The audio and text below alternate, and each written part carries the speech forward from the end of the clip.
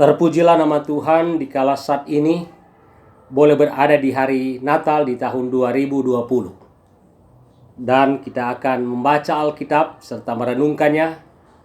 Mari kita satu dalam doa. Kita berdoa. Bersyukurlah kami kepadamu ya Tuhan. Saat ini kami boleh berada di hari Natal di tahun 2020. Kami akan membaca Alkitab dan merenungkannya. Tolonglah kami lewat kuasa Roh-Mu yang kudus untuk boleh mengerti, memahami apa maksud firman. Berfirmanlah, kami mendengarkannya. Amin. Bacaan Alkitab kita pada saat ini dari Matius pasal yang pertama, ayat yang ke-18 hingga ayatnya yang ke-25. Yang berkata begini, kelahiran Yesus Kristus adalah seperti berikut. Pada waktu Maria, ibunya, bertunangan dengan Yusuf, ternyata ia mengandung dari Roh Kudus sebelum mereka hidup sebagai suami istri. Karena Yusuf suaminya, seorang yang tulus hati dan tidak mau mencemarkan nama istrinya di muka umum, ia bermaksud menceraikannya dengan diam-diam.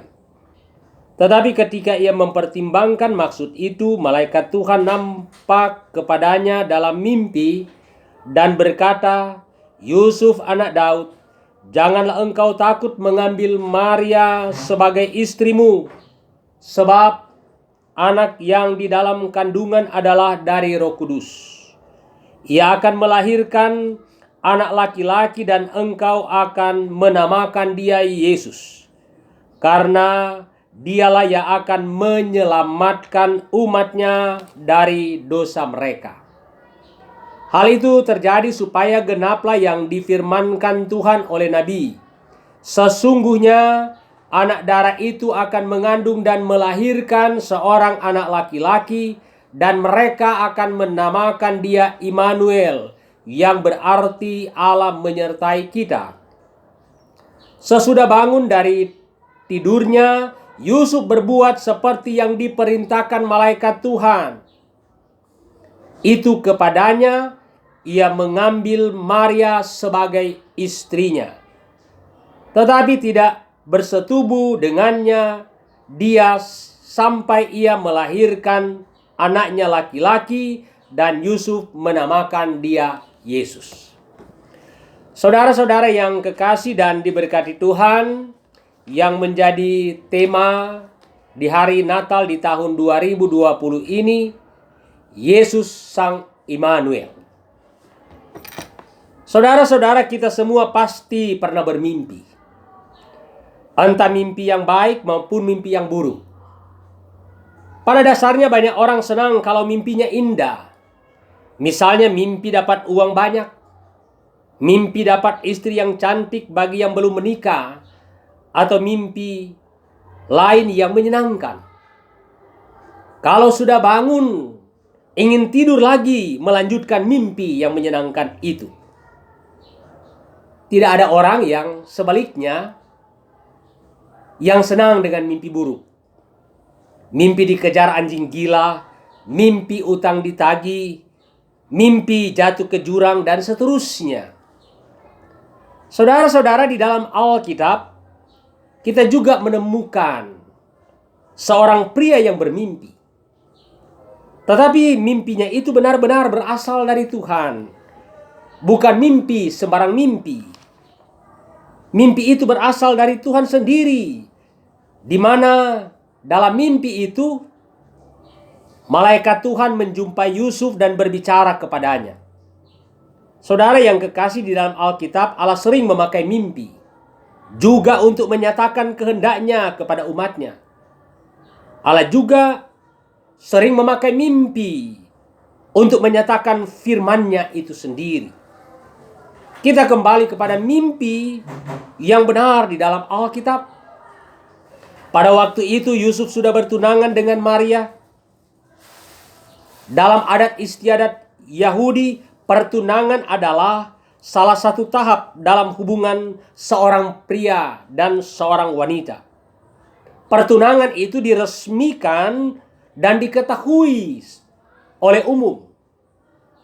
Dalam pertunangan itu ada semacam perjanjian yang dilakukan orang tua kedua belah pihak yang bersedia melanjutkan pertunangan itu ke tahap pernikahan. Jadi, pertunangan bersifat mengikat.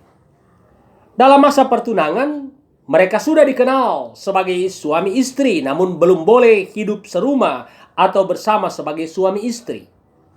Maka apabila pertunangan ini dibatalkan atau diputuskan, maka hal itu disebut dengan perceraian. Saudara-saudara, pada waktu Yusuf bertunangan dengan Maria, Yusuf demikian terkejut sebab ternyata Maria mengandung. Pada waktu itu, Yusuf belum mengetahui bahwa Maria tunangannya ini mengandung dari Roh Kudus.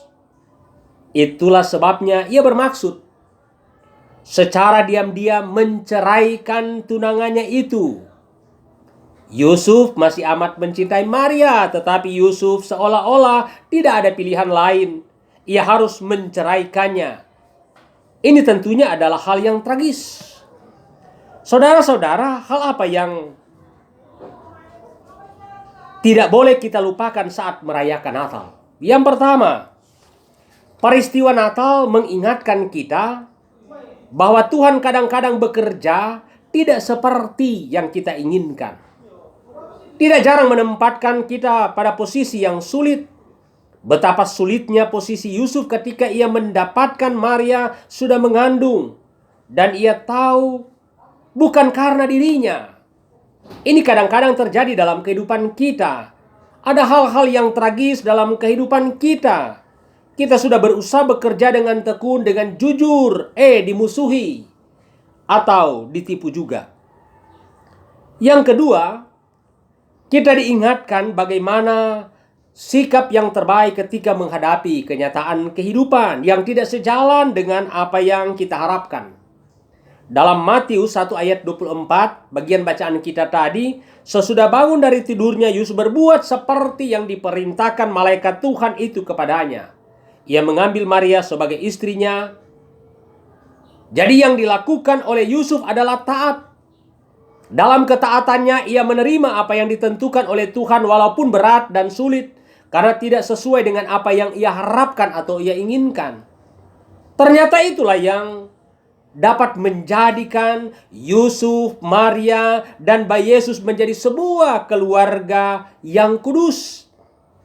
Yang bukan saja diberkati tetapi juga menjadi berkat bagi seluruh umat manusia. Tetap taat dan setia menerima apapun yang direncanakan oleh Tuhan sendiri. Direncanakan dan ditentukan oleh Tuhan.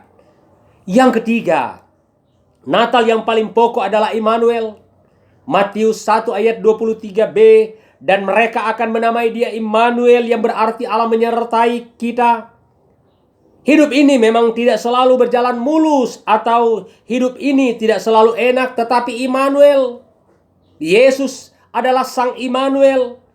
Allah menyertai kita. Kita tidak selalu sehat, tetapi Immanuel, Allah menyertai kita. Jika kita selalu meyakini dan percaya hal ini bahwa Immanuel, Allah beserta kita, maka apapun dapat menimpa kita, namun kita tidak akan pernah kalah. Di balik bayi yang terbaring di atas palungan yang amat sederhana itu, sesungguhnya tersembunyi kuasa yang luar biasa, kuasa yang tidak terkalahkan, kuasa kasih Allah, kuasa Immanuel, kuasa penyertaan dari Allah. Saudara-saudara, Immanuel, Allah menyertai kita, yang juga artinya dengan lahirnya Yesus, Allah sendiri yang datang kepada manusia, dan Allah datang untuk menyertai manusia. Dalam hal inilah kita dapat mengatakan bahwa Allah menyertai kita karena dalam dan melalui Yesus Kristus. Amin.